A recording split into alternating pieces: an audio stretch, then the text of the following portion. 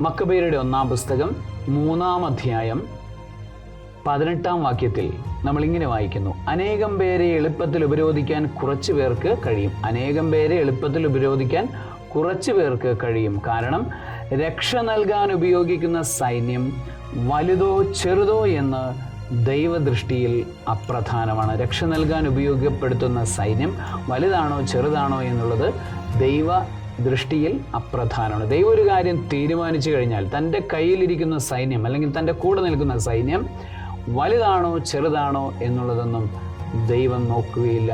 അവിടെ നിന്ന് വിജയം നൽകുക തന്നെ ചെയ്യും.